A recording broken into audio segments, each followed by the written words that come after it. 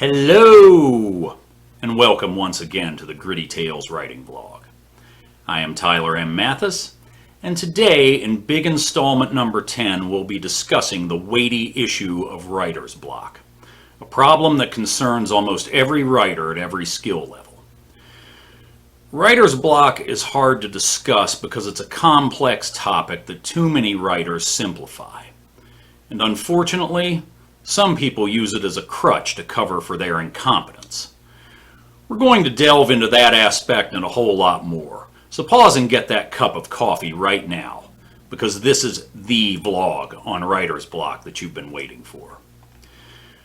Writer's block is simple to define. The writer can't write for some reason or another. It doesn't get any simpler than that. Now, to most of us, that means a blank mind when sitting down to write. You have a story, but you can't write anything even remotely satisfactory, let alone compose a well-written passage. You just can't find your groove. Simple as that. Writer's block is real.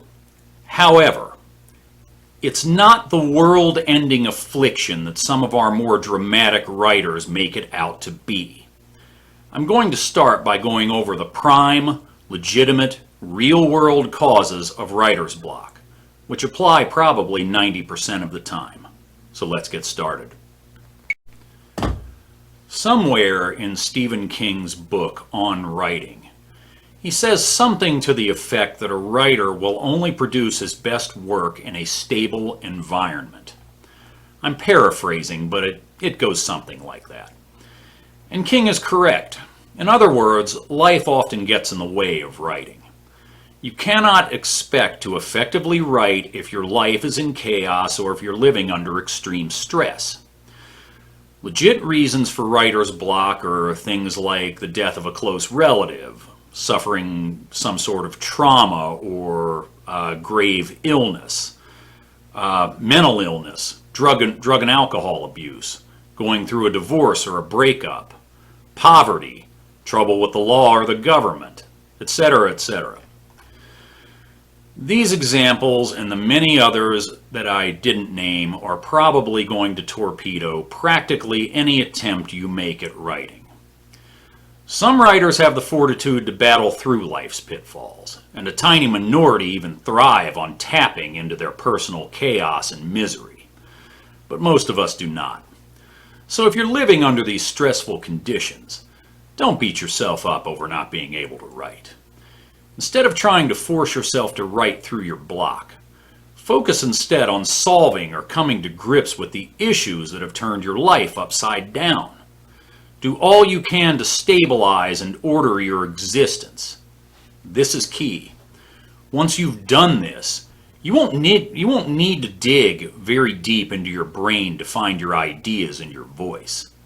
They'll come to you of their own volition because they're eager to be expressed. They've just been overridden by your stress and trying to cope with it. And when that stress eases, boom! You'll find yourself back in business and ready to write more often than not. Now, let's delve into what writer's block actually is in the classic sense. It's composition block. There is creative block as well, the temporary inability to conceive a story. But I'm not going to discuss that since it doesn't affect nearly as many writers. I will say as an aside, however, that it often affects me for a certain reason. So maybe I'll do a vlog on it someday, but now's not the time.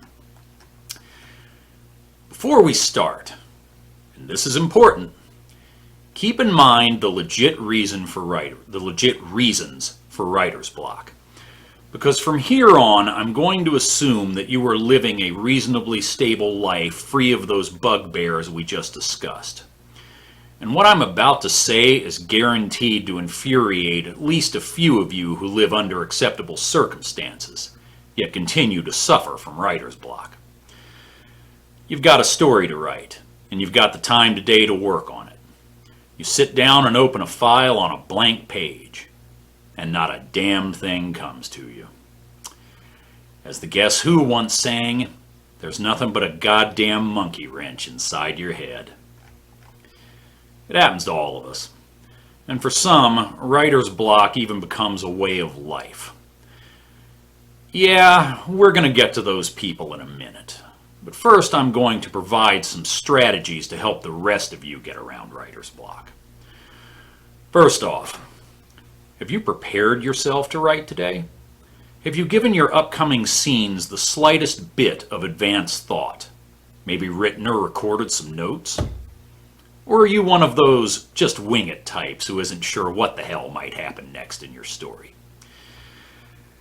I can tell you right now, if you're a winger, you're going to experience writer's block far more often than the prepared writer. And there's no excuse for it. You mean to tell me, winger, that since your last writing session you've thought nothing for the next? I'm not buying it. That's bullshit and we both know it. If you're a writer, you constantly have ideas. You just haven't bothered to record or organize them chronologically. Then you sit down to write and don't know where the hell to begin, let alone how you'll organize your jumble of thoughts to move the story to its next waypoint. You stare at the blank screen and nothing comes. Then it's, oh, woe is me, it's that damned writer's block again. No, it isn't. You're just your own worst enemy, because you come to the chair with nothing and expect to produce something. That's not how life works. Your car doesn't run if you don't prepare it by putting gas in the tank. Would you go camping or on a long road trip without proper preparation? I suppose if you want to get lost or rained on all night, then probably so. But smarter people bring tents and navigation devices along. You're starting to get my point? Now, some writers can wing a story without running into writer's block. And if you're one of them, don't work yourself into an uproar over what I just said. If that method works for you, keep using it.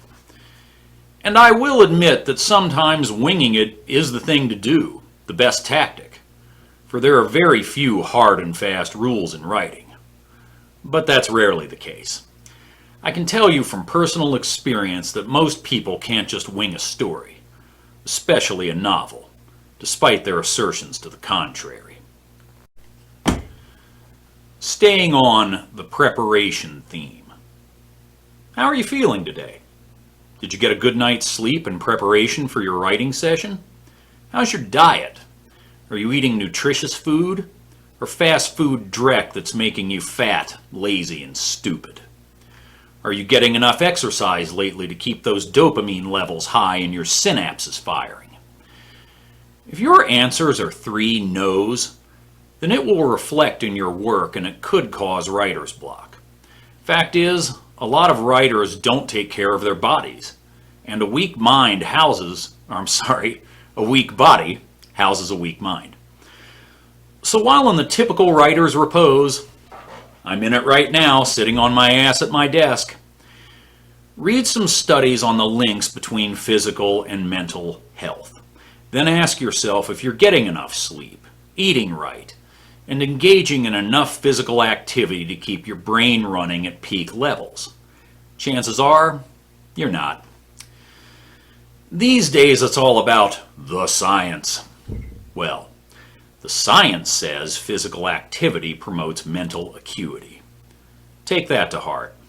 All you have to do is get proper sleep, eat right, and go for a half-hour walk 3 or 4 days a week. That's a minute investment of your time for physical benefits that will not only improve your writing, but your overall quality of life as well. And you might even live a little longer too, who knows? I guess that depends on what your other vices might be. So we might have just covered some reasons why you're struggling with writer's block. But let's say you do show up prepared and you're in good shape, ready to go, but you still can't get your brain to turn over. What do you do then? First off, kill the #1 distraction on your computer, social media. Oftentimes when a writer gets stuck, what does he do? He gets on Facebook or Instagram, probably to go bitch about his writer's block in a writing group. But how's that going to help you? It's not, other than evoking more writer's block sob stories similar to your own. No, social media and the internet in general, unless you're using it for research, have no place during your writing time. You need to turn off that bullshit. Enough said on that. Still struggling? Go over your notes or listen to your recordings again, over and over if you have to. Then try this. Start writing opening lines. Anything remotely relevant that might fly into your head to perhaps get you started. If your openers suck, keep starting over until you find one that works and leads to a second sentence. In my experience, once you write a few lines, and it may take a while, your brain will start to warm up. Traffic will start to flow on the original information superhighway, which is millions of years older than the internet. Your brain is adaptable. But in most of us, it's also naturally lazy. But once you poke, prod, or whip it long enough, it'll usually come around, even reluctantly, to produce something acceptable at the very least, and spontaneously great more often than not. You would be surprised. You have to be patient on days like this. You have to reach down, grab hold, and get some, like we used to say in the Marine Corps. Chances are you can do it, but you have to tap your writer's fortitude and not give up easily. Try it next time. It works more often than not. Continuing on setting down that first line, there's another method that is even more effective. While you're doing whatever it is you do when you're not writing, just consider now and then your next writing session and how you would like to begin. Just the first line. That's all we're looking for, but if more ideas come to you, all the better. You have a smartphone. Use that voice recorder app so you won't forget your ideas, or write them down if you're an old schooler, whatever you want to do.